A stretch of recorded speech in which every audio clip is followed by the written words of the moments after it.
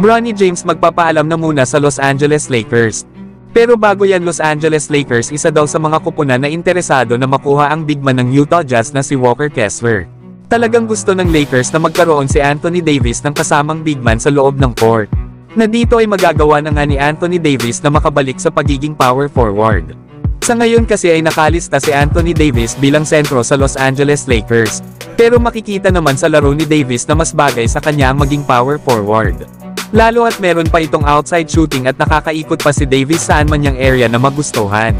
Sa ngayon ay may 3-1 record pa naman ang Lakers kahit natalo sila ngayon laban sa Phoenix Suns.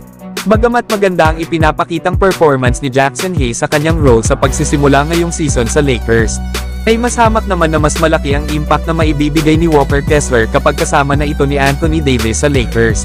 Alam naman natin na isang mabilis na sentro itong si Walker Kessler. Bukod dyan ay isa pa itong mahusay na shot blocker at rebounder. Kaya maganda talaga ito na pagsabayin kasama ni Anthony Davis, na sa kanyang ang rookie season ay nag-average ito ng 8 points, 8 rebounds at 2 blocks per game. Na para nga makuha ito ng Los Angeles Lakers ay kailangan nilang ibigay ang dalawa nilang first round picks.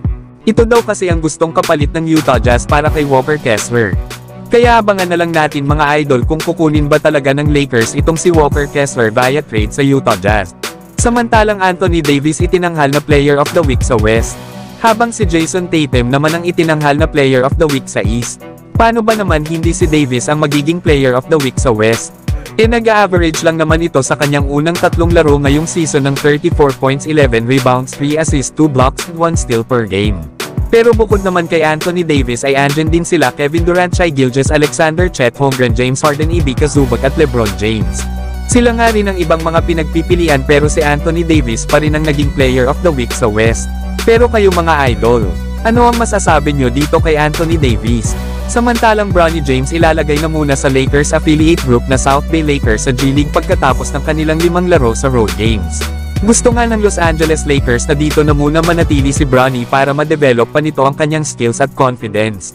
Okay lang yan mga idol, hindi naman sa buong season ay mananatili ito sa G-League. Lalo na kapag mabilis ang naging improvement ni Bronny ay makakabalik nga rin ito kaagad sa kupunan ng Los Angeles Lakers. At possible pang magkaroon ng mahabang playing time sa kanilang bench unit. Pero bago naman ito maglaro sa G-League ay malaki naman ang chance na paglaruin si Bronny ni JJ Redick laban sa mga kupunan ng Toronto Raptors at Detroit Pistons. Pero kayo mga idol, sang-ayon ba kayo na ilagay na muna ng Lakers si Bronny James sa G-League?